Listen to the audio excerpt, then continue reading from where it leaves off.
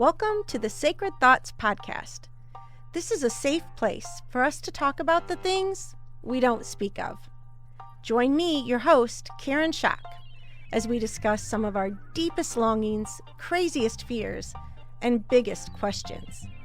This life is full of joy and pain, and we are here for all of it.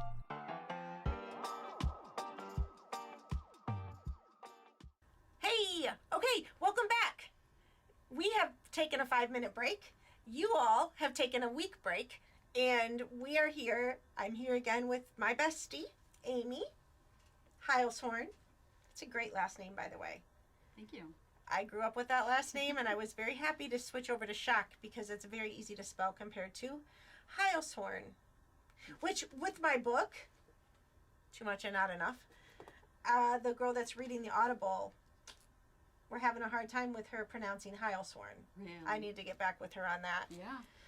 Krista, if you hear this, it's Heilshorn. It's not Heilshorn. So, but always nobody knows how to pronounce it right. Difficult. Very difficult. So, anyway, we're back and wanted to keep talking a little bit about what we were saying. I know we left it with the Francis Chan stuff, and I wanted to keep going. And if y'all are listening to this and you have no idea who he is, you could Google his name, but he has been on a journey as well, with his, at the time we were in his church, he actually had a church, now he doesn't. He's done all kinds of things. I feel like he's always been seeking to know God more and more too. Absolutely. And that's what drew us to him in the first place. I just feel like when that email, so if you didn't hear the first one, if you didn't hear episode 6, go back and listen to episode 6 so that you can hear the story, and then you can come back to this one. So you pick up where we had gotten an email from Francis, my father-in-law had, scathing email, I would say. And basically in that email, he said, do not contact me again. So we never did. And so now here I am talking about it, and I hate talking about it. But at the same time, I do feel like, Francis Chan, if you hear this and you want to talk about it, I am more than willing to talk about it. I know that it would be way beneath you to talk about it. Like, who are we, right? You never know. We were peons back then, and still feel like that when it comes to Francis Chan. So, and any of those people, actually. And that's okay. That's where we're supposed to be, right? Sure.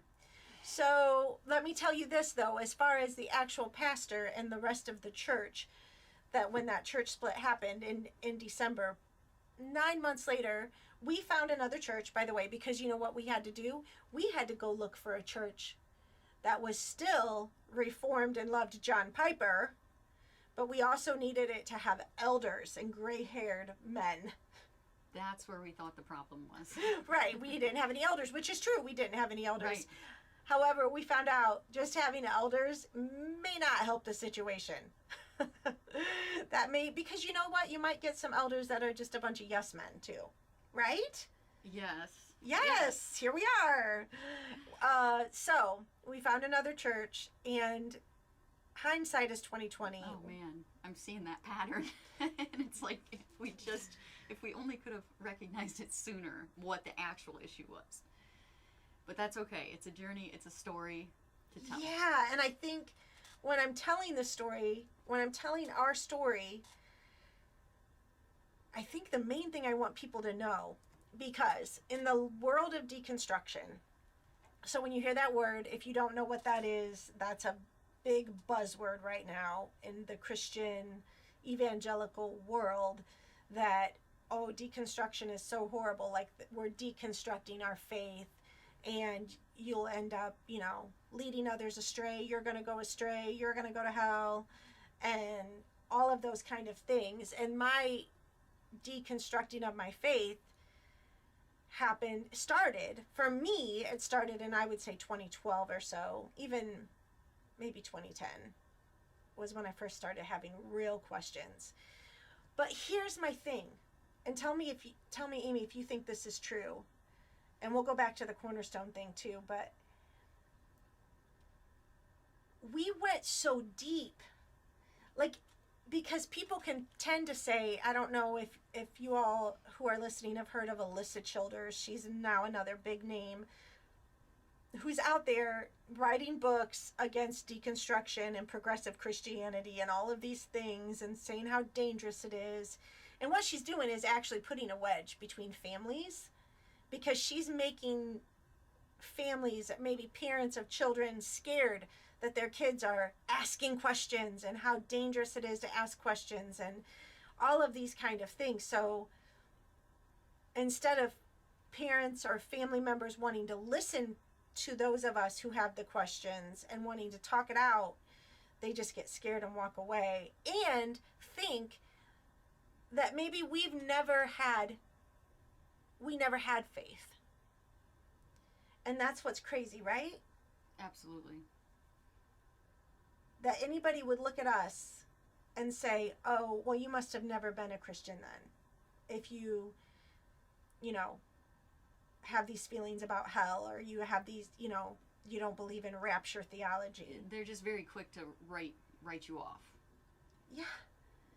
And when I look back, and when we look back at this 20 years of us just, for real, how many times, I mean, if you close your eyes, Amy, can you see you and me on the floor praying, crying out to God to know him more, to understand what's going on? Yeah. I mean, can you see it? Like in every house that... Yeah. We were desperate. Always desperate. Always desperate to know him more, and always reading and listening and learning. And what happened is not that we decided to just go shallow, like, oh, we just, they say, oh, they just want to sin. Yeah. Really? Is that what we want to do? We just want to be, we just want to sin. We just want to be cussers now. You know what? We do cuss a little. We do cuss a little. So, I just want people to understand that it's not that. It's just never been that. We've gone deep and deeper and deeper. And now I feel like we've come out on the other side of that depth to a joy in who we are and where we're at, and a rest in who God is and God's love. It's a whole different ballgame. Yeah, because when we were debriefing, if we were on mission then, what are we on now? And I feel like this is all really helping me to, get grounded spiritually. But it's like now it's more about the rest and the love, loving others and doing what's in front of us well. Yes. And seeing others as human beings that are loved by God and made in the image of God. So let's go back to Cornerstone. And when we had left the church and felt like we'd gotten hit by a bus, again, if you read my journals, it's very sad during that whole time, and found another church, started going to that church. We're happy. We loved the people at that church. So many cool people. So many friends there at both churches that we're still friends with today. Yeah. Like we could call and just have a powwow right now. And, I mean, you still have... Kate is one of your best friends from Cornerstone. Yeah. Even though when we left, she stayed. Her and her husband stayed. That's a whole nother story we can get into. Kate, someday I want to have you on here so we can talk about it. Has she listened to the podcast? I don't know. Okay, Kate. It's time to listen to the podcast. She will now that you're on it. Yeah. Yeah. Kate, come be on the podcast with me. We have stuff to talk about. So, 9 months later, we're fine. We're doing well to quite at North Point, at the church that we were involved in. And the guy that I said in the last podcast that him and his wife had gone to be missionaries. Where'd they go, Amy? Indonesia. Okay, they were over in Indonesia. They came back just for a minute. And when he got back, he saw that the church was hurting. So we had left. The church people that were still there were hurting. And so he emailed my husband. He emailed Kevin and said, hey, I see that the church is hurting. I want to talk to you. And at first Kevin was like, no, we're done. We're done here. Like we've been hurt enough. We don't even, he didn't even want to talk about it.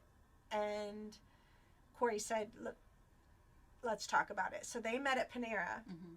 Do you remember that day? Like, do you remember, I remember being out, like taking a walk in our neighborhood and just like stopping in the middle of a field.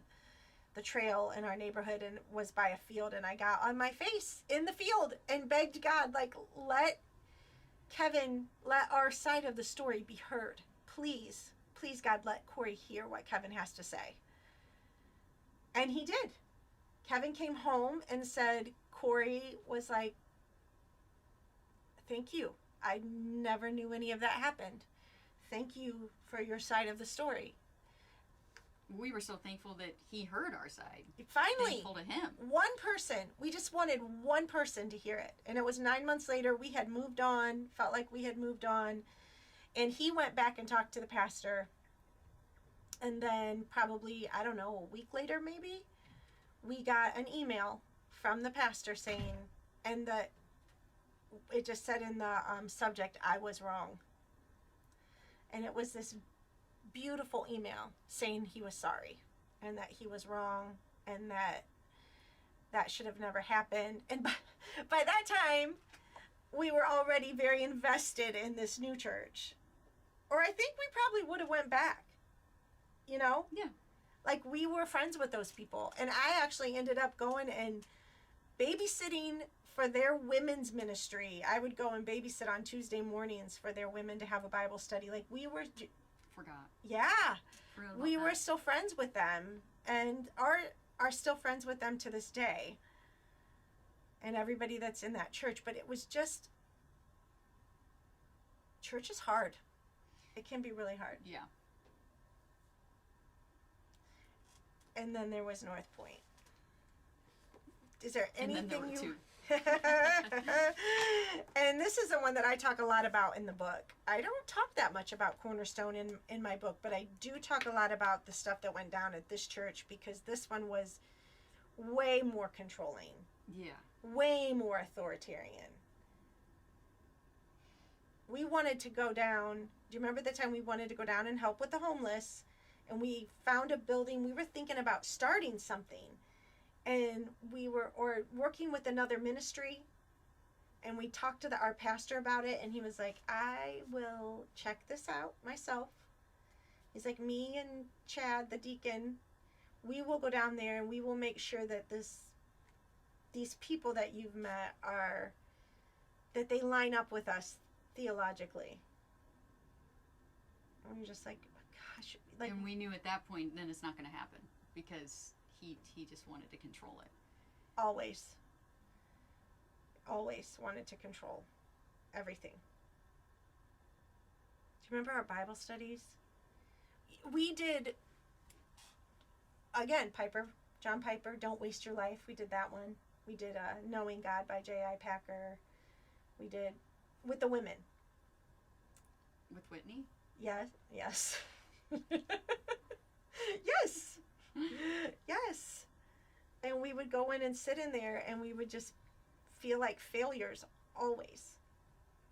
She was pretty perfect. She was pretty perfect. And we always felt like failures. So, and we were told a lot too, because we all had anxiety and depression. Everybody was having babies. I was hormonal because I was starting to go through menopause, and you guys were all having babies. Right. And so everybody's hormonal. Everybody has and anxiety, exhausted, anxiety, depression, and trying to learn about this God who chooses some and doesn't choose others, and is gonna, like, if you don't lay your children on the altar like Abraham did Isaac, he's gonna take them away from you. And if you don't get your act together, then you're not, like, just thing after thing after thing. And then told our husbands that that they were the problem. Like, if they would lead us better, then we wouldn't have anxiety and depression. Right. Just heaped it on them. Sorry, guys. Sorry. That sounded like Saturday Night Live. Sorry. Sorry, guys. So then we moved on. Eventually, what happened there? Oh, yeah. I would have to have Kristen on to talk about all of that. It was very divisive. Yes. It was a very divisive leadership, as in the leadership was very much like, we could not be in the same small group because we were family. And when Alyssa married her husband Kevin, they were told in their marriage counseling, like, Alyssa was told never to talk to me, her mother, about her and her relationship with her husband. Never say anything bad about him. They couldn't be in the same small group as us. None of us could be together on anything. No. And we weren't the only family that was happening to. There were other families that were being told the same thing. It just was very controlling. And here's the deal. We couldn't leave that church. Did not want to be a church hopper. Once is acceptable. Twice, nope. Once wasn't even acceptable, Amy. Well, you're not going to be labeled a church hopper if you move once. But twice, you're going to get the stamp. We're going to get the stamp. And we couldn't get the stamp. That's what we were worried about, bottom line. Yes. Didn't want it to look bad. But at some point, I started to seek, this is the one where I started to see a counselor outside of the church, which the pastor was not happy about. And Kevin was like, no, you're going to do it. And that pastor was like, why aren't you leaving this church? And I was like, I can't be church hop. We can't. And so Kevin and I left. Within a couple months, Kevin and I left. And we left you guys there. Yeah, I think we just kind of wanted to make our own way. Yes. And Billy wasn't ready to say, let's go. He actually stayed back to hear how are they going to spend their money, because that was his hot button. So he was interested in where are they putting, this church, very tiny church, had a lot of money. And Yes, they did. yeah. So he was interested to see where they put their money, and because they were going to have a meeting like 2 months. In 2 months, they were going to have this big meeting where they talk about the church budget. Yeah. And Billy wanted to stay and hear that meeting. Yeah. How'd that go? And then we left after that. After that meeting, we were out because they weren't. I don't think they were allocating any money to missions. Right. And that was. We had a strong passion for missions. We were thinking about going ourselves to Africa. You guys were thinking about moving to Africa. We were very close to doing that. And so we couldn't understand why they weren't giving more money away. That was a hard time. Again, another hard time when Kevin and I left, and we knew you guys were still there. Our daughter was still there. But we knew we had to go. And eventually, all of our friends, we were the first ones out. Yeah. And it took a while, but eventually all of our friends were gone. Like, nobody was left there. And we moved down Kevin and I went to Veritas, which is a church that was downtown Columbus, and became a part of that because we loved they were missions oriented. Now, mind you, oh man. Mind you, they were Mark Driscoll. We liked Mark Driscoll back then. I shudder to think. Well, when you like John Piper and John MacArthur, like that, you like Mark Driscoll. And so they were an Acts 29 church, and I'm sure that I know those guys, the guys that are pastors there, and again, we're still friends with them, and they shudder to think that they liked Mark Driscoll ever either. So, but we went down there, we're part of that, and down in the city, and started to learn about sex trafficking. Yes, we did. And We started our own ministry. And we started our own ministry. She has a name. By the way, I saw yesterday, Amy, I'm sure, I bet you haven't seen this yet. I'm the one who somehow hears all the news. Absolutely. I keep you up to date. I know nothing without you. You are the one who keeps everything in order and keeps everything in line. I can't watch the news. I'm too busy. Exactly. And I'm the one who comes to you and says, have you heard? So, which I do appreciate. Yes. Well, the newest one yesterday was that John Piper came out and said, it was all over my Twitter. No, it's probably not on a lot of other people's Twitter, but he came out, there's an article in the Christian Post, I think, of John Piper saying that women should not even lead parachurch ministries. Not only should they not be leaders in their church, but they should never be leaders in any kind of parachurch ministry. So people are coming out and saying, you can't lead a homeless ministry. So, Amy, I'm just here to tell you, when we started She Has a Name, wow, we were sinning. Wow. So we're actually digressing. He's digressing. I think so. We're going like backwards. People are shocked that he's saying that, but he's saying it, and with all women cannot lead men at all. So where's this coming from? Why now? I think he's just coming down harder on the whole thing that's going on in the Southern Baptist Convention. So the Southern Baptists just kicked Rick Warren and his church out of the Southern Baptists. Really? Yes, because Rick Warren hired a woman pastor. Oh my goodness. So, yeah. Anyway, so I think he's just now doubling down. He likes to take it a step further.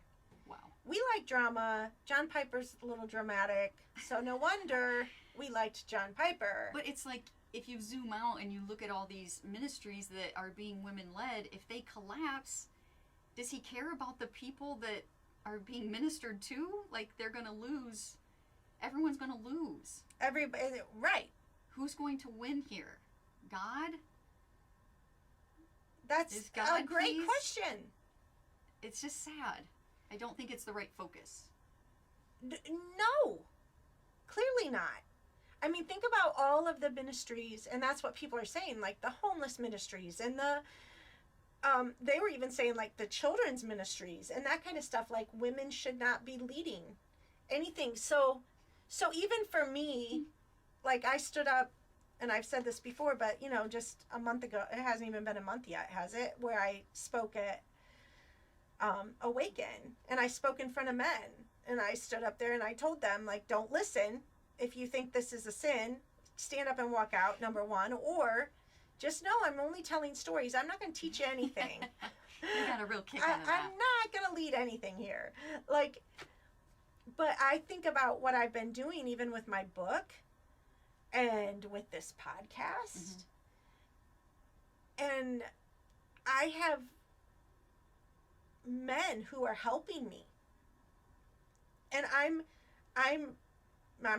you said it yourself when Adam came in here today. You're like, wow, she bosses you around. And it's all in good fun. Yeah. But the guy who produces this, I mean, it's like I've hired him to help me produce this. So that means I'm actually kind of telling him what to do. A little bit. I'm not allowed to do that. And when we started this ministry called She Has a Name at Veritas, and God bless our leaders at Veritas. These guys, Brad and Nick and Joe, they were awesome. And they were like, what do you want to do? And we said, we want to, start this ministry. She Has a Name.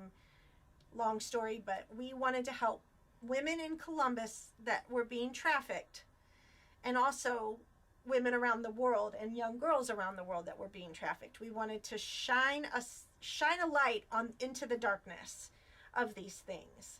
And so we wanted to teach people and educate people even in Columbus, and go around to churches and educate churches on what was going on. And we went downtown and saw what was going on. And then we decided to sell t-shirts that said She Has a Name on them, and we were going to use that money and give it to those ministries that were probably led by women. We forgot to check that. Quite possibly. We forgot to check that out and make sure they were led by men. For heaven's sake! And we forgot to have a man lead this. Like, know, we did right? it. You better be careful with Kona Ice, Amy. Is We Billy messed up. doing the leading? He is 51% owner, so And you're 50? 49.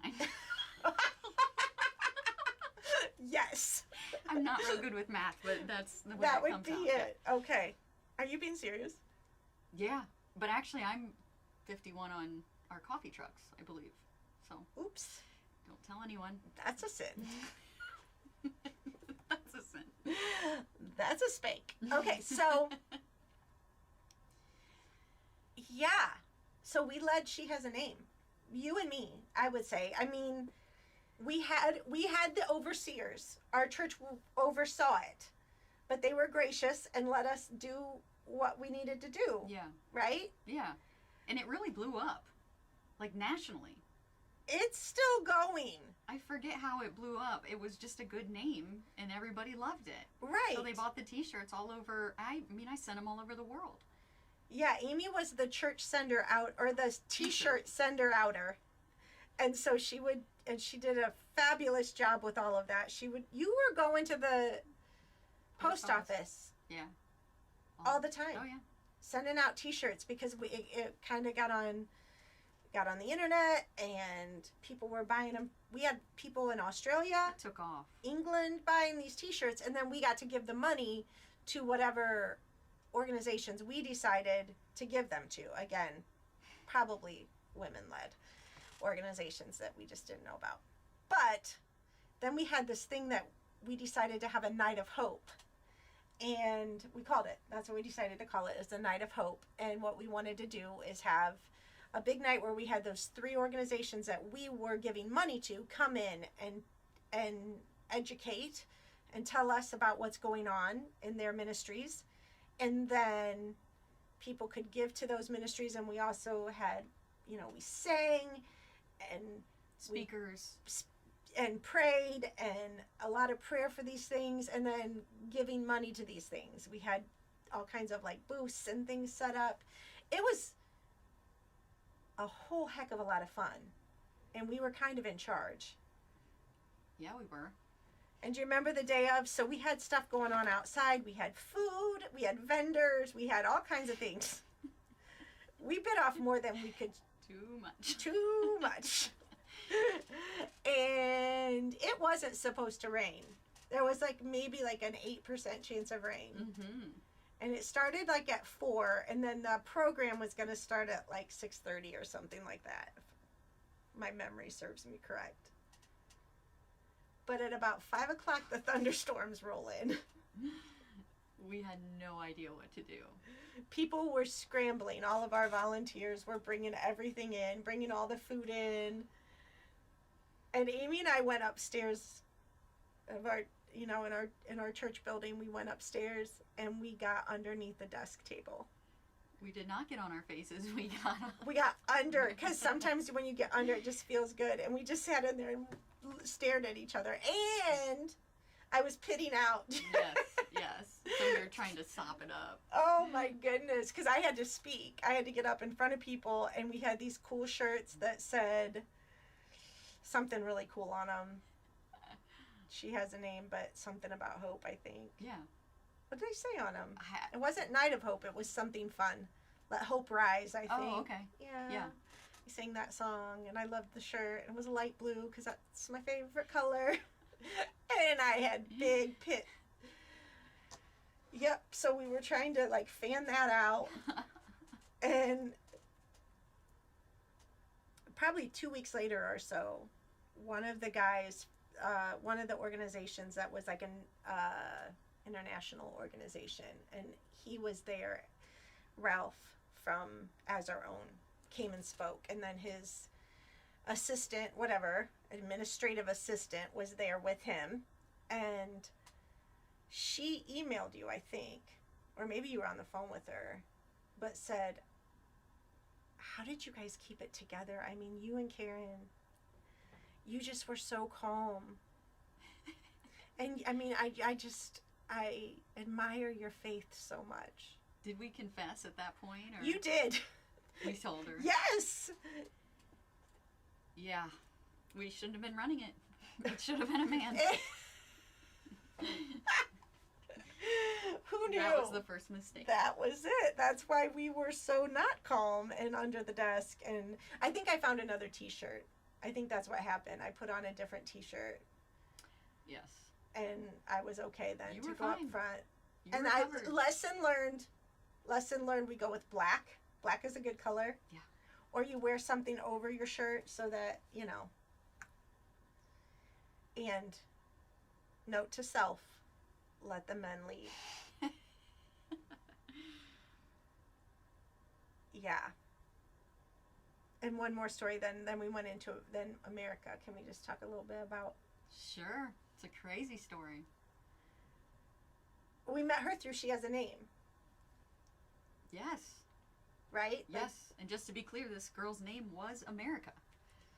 And we love America. And America, if you're listening to this podcast, we adore you. And somehow we got introduced to America.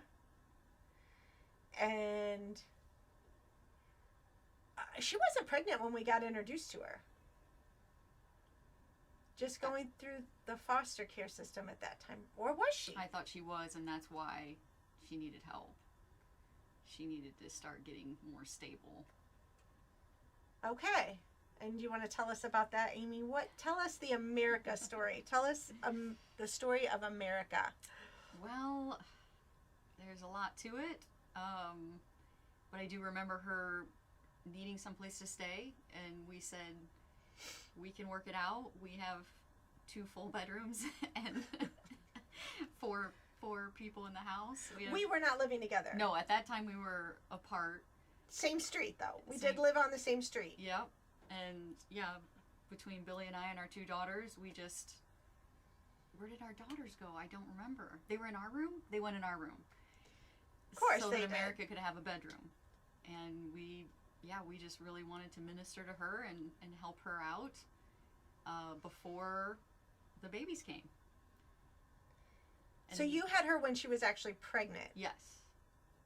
So we were trying. I would to get like to say we had her because You I did. I was in on it too. She wasn't at my house, but we were. Oh, you were there. We were all in on it. We Yeah. had a Baby shower. baby shower for her. Our whole church came together, and That's right.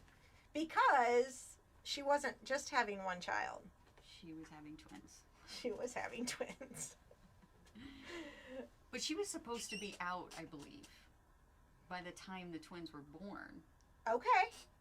I remember something was supposed to be happening, but it didn't happen. Maybe she had them early. She did. Yes, I think that was the problem. She had them early. So then at that point, you and I were splitting jobs, right? Hold on. She had the twins early, so they were in the hospital, right? Yes, For a few weeks. because they were premature. Yes. And then she still needed a place to stay, so then you guys kept her and the twins, right? Yes. And you guys were just helping her at that point. And then at some point in there, she ended up, America, we don't have to tell the whole story, we don't have to get into the details, but ended up going into the hospital. And when she went into the hospital, like we took her, we were at the hospital with her and the babies. She was having a nervous breakdown. She hadn't been sleeping at all. And so she was having a nervous breakdown. And of course, she didn't know it. And she was crazy. And so, yeah. Which, by the way, now to see a nervous breakdown actually happen, there are so many times in our friendship and in life where we'll say things like, "I'm having a nervous breakdown," and it's like, no. When you're, or am I crazy? Or Mhm. and even my counselor will be like, yeah. "No, when you're crazy, you actually don't know. Right. You actually don't know." And we saw that firsthand. Like she just was, like it was almost like a psychotic break, and so she's in the hospital at the ER, and her sons, whose names are, at this point, their names were Ethan and Ethan. Ethan Yes. and Ethan. And so, yes, Billy he liked to say cute things about their names, but Ethan, Othan. Uthan. He's like, let's have some more. But Ethan and Ethan were in the ER with us, and the doctors at the hospital said she needs to get help. Like, they needed to take her. So the cops came to take her to wherever, the hospital that she needed to go to for her psychotic break. And we looked at the doctors as we had the two, I mean, they were not very old. Month, two. Oh, yeah. Yeah. And the doctors looked at us and said, okay, so, like, are you you're going to take them home? And we're like, no, we can't take them home. And they're like, yeah, you're going to take them home. And they're like, yeah, she lives with you, so you can take them home. You can. And we had no idea how long she was going to be in there. Oh, we were terrified. So we literally took them home. And I think I went over and spent the night with you once and helped. Because the babies had been in the hospital for 3 weeks, I feel like they were on a good schedule. Like, it was their feeding schedule was like every 3 hours. Yeah. You know, like, they were on a schedule. But you and Billy, like, Billy had a job. You had 2 small kids. I think that might have lasted, like, a couple of nights where I was, like, going down to try to help you or whatever. And then we decided too much. We decided to split them up. You took Ethan and I took Ethan. It only made sense that we would take Ethan because it started with an A, and all of my children's names started with an A. I thought Ethan was cuter. You thought Ethan was cuter. For sure. I had a crush on Ethan. You had a crush on Ethan. It was all good. We took Ethan. And I love this story. I don't know if you remember this, but we had a small group happening at that time. And I remember an older couple that was in our small group, the older man, said to us, you know, are you sure you should be doing this? Like, what you're doing with America, saying it to all 4 of us 2 couples, you know, Billy and Kevin and us. You know, are you giving too much time to her and not enough to your own children? Like, what about your children? And Lance that was in 2012. So Lance would have been 12 years old at this time. And I remember saying back to him, listen, here's what happened last night. And the night before, I don't know why. Why do I get teared up about this? It was a special time. Like, the night before that, Lance said, Mom, can I help? And so we put a mattress out by the couch in the living room and had the baby out there. And so the baby's feeding schedule was like 9, noon, or midnight, 3, whatever. And Lance said, Mom, I'll take the midnight feeding. And so at midnight, he got up, got the baby, and I pretended like I was asleep, but my eyes were open because I obviously wanted to watch this whole thing go down. Took the baby. He's 12 years old. A 12-year-old little boy takes that baby, and I watched him, changed his diaper, put the little formula into the bottle, the powder into the bottle, shook it up, fed that baby, burped that baby, and laid that baby back down. And I watched the whole thing. It's the best. The best, right? Yeah. And I looked right at, I don't even remember the guy's name. Why can't I remember his name, Amy? Was it Becky Mustin's husband? Yes, what's his name? I forget. Anyway, I mean, it was a long time ago. But I looked right at him and I said, you know what? I could say, we're not going to do this with America. We're not going to help her. We're not going to help with these babies. And so that I can have my little quiet times with my kids at night, and I can sit there and tell them and read to them scripture and read to them in the Bible about, like, you should go help with the widow and with the orphans, and you should, I could read them all those scriptures and even have them memorize it, and that's what we could work on together.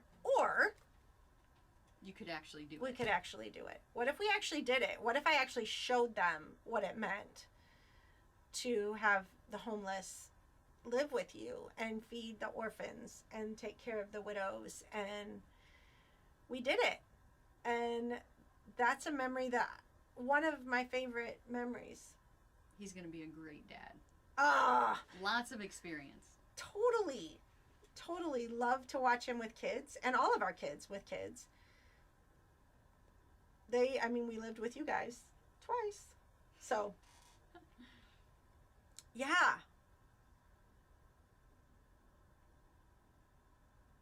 What's next? What is next? I think we actually could go ahead and wrap it right now. I mean, let's think. We did go after that. It was shortly after that. Oh, I'm telling you what, then my parents moved in with us. And so then we were taking care of the elderly, right? And that lasted for 10 years. And you walked right through that with us. That's a lot. 2 different deaths. And you were right there for all of that. We moved back to Fort Wayne. We were on our way. Oh, crap, Amy. Can I say crap? I did. That's a whole nother story about how we were going to move down then to be part of Passion City Church. Right. We kind of knew our time in Columbus had come to an end. I mean, things were okay at the church we were at, but we just were lacking something. Still searching. Yeah. And, yeah, just really, really searching to the point of, hey, we like Passion City Church in Atlanta, Georgia. Let's go there. Let's just move. We tend to be a little extreme, so let's just move down there. Maybe we weren't supposed to go to Africa next, but maybe it was Atlanta. Yes. It was another A name. Yes. So we tried.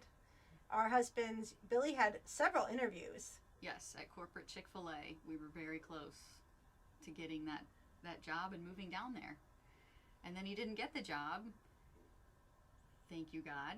And no one ever moved. Well, except our friend Becca. Right.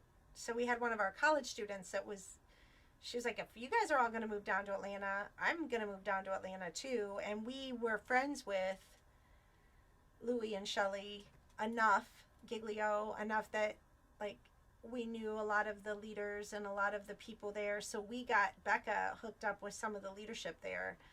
And she moved down there and lived with some of the younger people that were in leadership roles at Passion City. And she thought when she moved down there that she was going to see the same thing that she had seen in our lives, like as far as serving the homeless and doing what we did with America and doing the stuff with the sex trafficking and, and when she got down there, she realized it was a place of everybody wanting all of those other leaders, all those other students, those other people wanting to be famous, like wanting to be popular in the church. And it was like they were, everybody wanted to, it was a who's who's going to get invited to this baby shower, who's going to get invited to this birthday party, and like the clothes that they wore. And I do remember anytime we would go down there to Passion City Church, or anytime we'd even go to Passion, like I always remember I cared way too much. We cared what we looked like big time. Yeah. What we wore, were we in style? Like it was a lot to do with that kind of stuff. And so Becca, I remember her calling back home and saying to us, and this is while our guys are trying to get jobs down there and having interviews and that kind of thing. And Becca's calling back and she's like, it's not what you think it is down here. Like and she was miserable. And she came home. She came back. She moved back and was like, they're not doing what you guys were doing up here. They're not selling whatever. Like, and I think that just, again, we thought, talk about God just taking things like in a way to show us. Yeah. Like, this isn't what it's about. Yeah. And then how did you guys end up with Kona Ice? Like, how did you get back to Fort Wayne? We followed you back to Fort Wayne. Right. Well, after Atlanta, we knew we wanted to make a shift. Billy's job was, he was traveling all over the world, and he was exhausted, and the corporate scene was kind of running his life, our lives. And the cake topper was, he missed our girls' birthdays. That's right. And he just was like, I can't do this anymore. And we had started researching Kona Ice. It was a company that was really growing at the time. And in Columbus, we had it. At a party or something? Yeah, both of us had it separately, him at work and me at a camp for the girls. Okay. And we just fell in love. We looked it up online, and then we fell in love with the leadership, and we got the idea, because it goes by territory, so we got the idea to move to an open territory because Columbus was taken. So we moved back home-ish to Fort Wayne, which is very close to where we're from, and we started that business. And that's been how many years now? We are on our 10th season. That is so crazy. Yeah, it's really crazy. It's really grown. Yeah, and so Kevin and I were like, they were moving to Fort Wayne, and then Kristen and Christian were, our niece and her husband were in South Bend, but they were making the move to Fort Wayne. And I remember just being like, at that point, Dad had died, and Mom, we wanted to get Mom back closer to family too. And so we were like, let's move back to Fort Wayne. So Kevin was trying to figure out how to get, work his job, and things just fell into place. And we ended up moving back in with you guys. Because we had bought a big old fixer-upper, and there was plenty of room, so with Mom. Yeah. Me, Kevin, 3 kids, and my mom. We only travel in packs. That's how it goes. So we lived there again for another year and a half. So it worked out so well the first time. And it wasn't easy. It's hard to put 2 lives together like that, 2 families' lives and that kind of thing.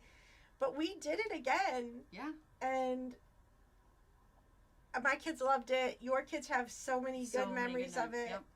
Until it was time to move out. And then we moved across town from you. Now we live 15 minutes away from you. The farthest we've lived in 20 years. But I always tell myself, well, at least they didn't go to Africa. Right. Right? Right. At least you're still in town, and we still get to walk this walk together. And aren't you glad you called me this morning? I am, actually. We did this. This has been really good. We did this. And so here we are.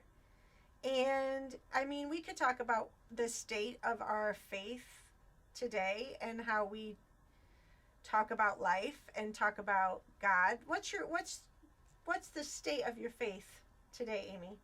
What would you say if somebody put you on the spot on a podcast? Like you're doing now. It's just been a real journey and a bit of a struggle, but just landing on the love of God in everything, and seeing God in people, and just in everything, and being at rest and at peace with where we're at in our lives, being okay with who we are, who He made us to be. Which, in and of itself, that's hard enough. Yeah. It is hard enough to find a place in yourself every morning to get up and to, I feel like my place is under the desk. I like to go under something, under a table, under a desk. You like to go in a closet. Yeah. Your place is the closet. Yeah, I still do. Yeah, and I still can be known to get under something, and just for a place to, again, still crying out to God. Absolutely. However, I feel like what we've learned is, like, God is actually in us. Like, it's not this, God isn't this big professor in the sky like we thought He was. Like, we were always trying to get our theology correct. Yeah.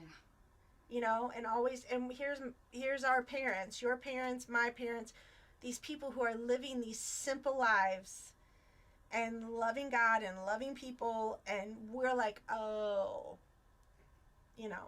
we need to find the right theology, and they're not correct. And come to find out, Come to find out, they had it right all along. Kind of, yes. And I don't know how many times I can say I'm sorry for any of that, but no, I am very sorry for the judgment that I placed on people because I thought I knew the right doctrine. Right, and I feel like even after that first church at Cornerstone in Columbus, I remember looking at the pastor when we first said we're out. And I just said, I don't want to be a punk anymore. Yeah. I'm tired of being a punk, because even then I was learning, like, I'm tired of thinking I'm great, and I'm tired of thinking I'm better than everybody, and I'm tired of listening to John Piper tell me that I am theologically better than other people. Like, what in the world? There's so much to learn. Yeah. There's so much to learn about. There's no humility in that. Exactly. I love where we're at today.